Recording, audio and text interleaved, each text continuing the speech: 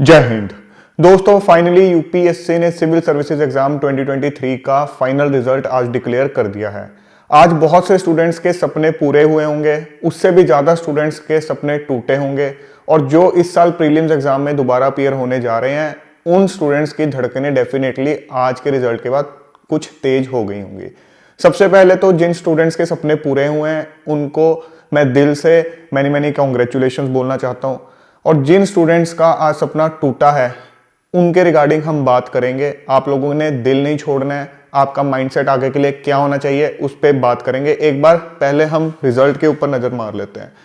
देखो, रिजल्ट के अंदर बताया कि टोटल 1016 कैंडिडेट्स को रेकमेंड किया गया है। जो इस बार की वैकेंसीज थी, जो फाइनली वैकेंसीज डीओपीटी ने नोटिफाई की थी, उससे ये नंबर थोड़ा कम है। जैसे कि मैंने पहले भी आपको समझा रखा है कि इसके बाद अभी रिजर्व लिस्ट भी आएगी। सो जिन स्टूडेंट्स के मार्क्स, क्योंकि अभी कट ऑफ रिलीज होगी तो उसके बाद स्टूडेंट्स के मार्क्स भी रिलीज होंगे, और जिन स्टूडेंट्स के मार्क्स कट ऑफ से जस्ट थोड़े से ही कम हैं, जो बिल्कुल एज से रह गए हैं इस लिस्ट में आने से, सो वो स्टूडेंट्स, खास करके जनरल कैटेगरी के स्टूडेंट्स, अनरिजर्व कैटेगरी के स्टूडेंट्स, उम्मीद रख सकते हैं कि उनका नंबर रिजर्व लिस्ट में आ सकता है। आप यहां देख सकते हो लिखा हुआ है कि सब rule 4 and 5 of rule 20 of Civil Services Examination Rules 2023, the Commission is maintaining a consolidated reserve list of candidates as under। अब इसमें आपको दिख रहा है कि 120 जनरल कैटेगरी के स्टूडेंट्स हैं। सो एक्चुअली जितनी वैकेंसीज फाइनली नोटिफाई हुई थी यूपीएससी की तरफ से, नहीं डीओपीटी की तरफ से, उससे 120 कैंडिडेट्स यहां पर कम रेकमेंड किए गए हैं। सो इनमें से कुछ कैंडिडेट्स, 120 में से कुछ कैंडिडेट्स रिजर्व लिस्ट में आएंगे जनरल कैटेगरी के, कुछ ईडब्ल्यूएस के, कुछ ओबीसी के, कुछ एससी एसटी जो फर्दर कैटेगरीज हैं, डिपेंडिंग अपॉन कितने स्टूडेंट्स को जो रिजर्व कैटेगरी से हैं जनरल कैटेगरी की सीट अलॉट होती है। सो उस हिसाब से ये फिगर होगा। मैंने इसके रिगार्डिंग डिटेल्स पहले भी बता रखी हैं कि रिजर्व लिस्ट का फंडा होता क्या। सो आप उस हिसाब से उम्मीद रख सकते हो अगर आपके कट ऑफ से हल्के से कम मार्क्स आए। इसके अलावा इंपॉर्टेंट चीज देखने वाली ये है, candidature of 355 recommended candidates has been kept provisional. अब ये चीज से फ्यूचर एस्पिरेंट्स को प्लीज ध्यान रखना है, सीखना है कि भाई आप अपने जो डॉक्यूमेंट्स हैं वो पहले से ही कंप्लीट रखा करो, बिल्कुल सही इंफॉर्मेशन प्रोवाइड किया करो। अब ये सब के सब कैंडिडेट्स वो हैं जिनका कोई ना कोई डॉक्यूमेंट से रिलेटेड, कोई एलिजिबिलिटी क्राइटेरिया से रिलेटेड इशू आ रखा है जो अभी तक रिजॉल्व नहीं हुआ है। ऑल्दो आपको अपॉर्चुनिटी पूरी मिलती है कि आप अगर अभी रिजल्ट से पहले, मतलब इंटरव्यू के टाइम पर कुछ डॉक्यूमेंट्स नहीं दिखा पाए, सबमिट नहीं करा पाए, तो आपको एम्पल टाइम मिलता है, अपॉर्चुनिटी मिलती है कि आप सबमिट करा सको। बट क्यों अननेसेसरी खुद के लिए आप हेडेक करते हो? उसकी वजह से आपका सर्विस एलोकेशन भी डिले हो जाता है, और जब तक आपको सर्विस एलोकेशन नहीं होता, ये प्रोविजनल स्टेटस नहीं हटता, तब तक आप रिजल्ट में फाइनली आने की खुशी भी नहीं मना पाते। सो फ्यूचर कैंडिडेट्स प्लीज इस चीज को ध्यान में रखें। अब अगर हम इस बार के जो टॉपर्स हैं उनकी बात करें, इस बार के जो ऑल इंडिया टॉपर हैं वो हैं आदित्य श्रीवास्तव, जो कि ऑलरेडी आईपीएस सर्विस में हैं। लास्ट ईयर इन्होंने आईपीएस की सर्विस ज्वाइन की थी, सो ऑलरेडी अंडर ट्रेनिंग है ये। उसके अलावा सेकंड रैंक पर अनिमेश प्रधान, थर्ड पे डोनूरू अनन्या रेड्डी। टॉप 5 पोजीशंस की बात करें तो 3 पोजीशन यहां पर मेल कैंडिडेट्स के पास गई हैं और 2 जो पोजीशंस हैं वो फीमेल कैंडिडेट्स के पास गई हैं। सो ये रही बात रिजल्ट की। अब वो कैंडिडेट्स जिनका आज सपना टूटा है उनका माइंडसेट क्या होना चाहिए? देखो, अगर तो आपका फर्स्ट अटेम्प्ट था तो कोई दिक्कत नहीं है, आपको एनालाइज करना जरूरी है कि शॉर्टकमिंग रही कहां पर। एक बार मार्क्स आने दो, आपको चीजें थोड़ी बेटर वे से क्लियर होंगी, क्योंकि जब तक मार्क्स नहीं आएंगे आपको समझ नहीं आएगी कि एक्चुअली शॉर्टकमिंग हुई कहां पर है। इंटरव्यू में हुई है या रिटर्न के अंदर किसी पर्टिकुलर ऑप्शनल के अंदर, एसए के अंदर, जीएस में हुई है, तो उस पे आपको काम करना होगा।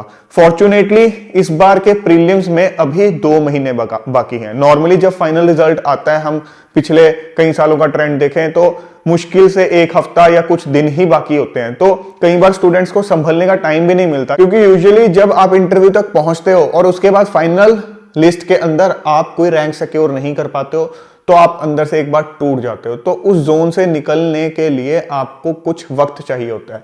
फॉर्चुनेटली इस बार आपके पास टाइम है अपना एनालिसिस करना, प्रीलिम्स एक बार दोबारा से आपके लिए एक नई स्टेज है, आप पिछले वाले से रिलेट डेफिनेटली नहीं कर सकते, तो उसको क्लियर करना भी अपने आप में एक चैलेंज होगा। सो आपने पिछले साल प्रीलिम्स क्लियर किया था, अपनी उस स्ट्रेंथ को कैरी फॉरवर्ड करना, अगर एज पे थे तो जो आपकी कमियां थी उस पे काम करना, सो दैट एटलीस्ट इस बार प्रीलिम्स में दोबारा ना अटको, और जो आपके मेंस के अंदर या इंटरव्यू के अंदर कमियां थी उस पे आपको काम करना ही है। और अगर आपका ऑलरेडी 2, 3, 4 अटेम्प्ट्स हो चुके हैं तो उस केस में आपको रुक के एक बार थोड़ा सा एनालिसिस करने की जरूरत है कि भाई मैं ब्लाइंडली इस रेस में ही लगा रहूं या थोड़ी स्मार्ट प्लानिंग के साथ अपनी लाइफ में आगे बढ़ूं। मैं ये नहीं कह रहा हूं कि इतनी आपने तैयारी की है उसको खराब जाने दो, आपके अटेम्प्ट्स पड़े हैं अवेल मत करो, डेफिनेटली करो, बट हमेशा की तरह मैं एक बार दोबारा आपको ये बोलूंगा कि एक बार देख लो कि साथ में मैं कुछ और भी परस्यू कर सकूं, क्योंकि ऑलरेडी मैं इतना टाइम दे चुका हूं यूपीएससी को, कम से कम 3 साल आप दे चुके होंगे उस केस के अंदर, तो मैं इस लेवल पर पहुंच गया हूं, इंटरव्यू तक आफ्टर ऑल आप पहुंचे हो तो इस लेवल पर पहुंच गया हूं कि थोड़ा सा ब्रशअप साथ साथ करता रहूंगा,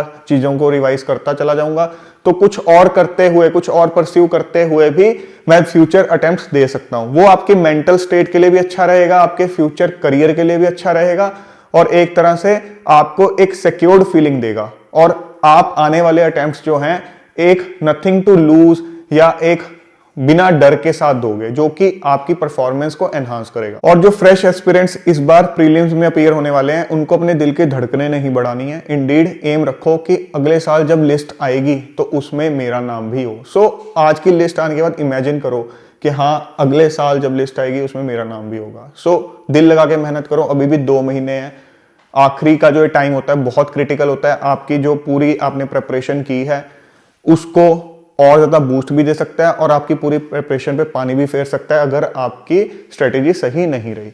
और बहुत जल्द जो इस साल का लाइव मेंटरशिप बैच है उसकी एडमिशंस के बारे में मैं अनाउंसमेंट करने वाला हूं। सो आप में से जो फ्यूचर एस्पिरेंट्स एनरोल करना चाहते हो यूपीएससी लाइव मेंटरशिप बैच के लिए, इस चैनल पर उनको अपडेट मिल जाएगा। इसके अलावा जो सीसैट कोर्स या इस बार के प्रीलिम्स के लिए टेस्ट सीरीज में अगर आप एनरोल होना चाहते हो तो उसके लिए एडमिशंस ऑलरेडी ओपन है, ऐप और वेबसाइट का लिंक डिस्क्रिप्शन में दे रखा है, तो आप जाकर एनरोल कर सकते हो। So friends, once again many congratulations to all the successful candidates. I wish them all the best for their bright future ahead. So जल्द मिलेंगे एक और नए और इंपॉर्टेंट सेशन के साथ। Till then keep grinding yourself and stay fit and healthy. जय हिंद।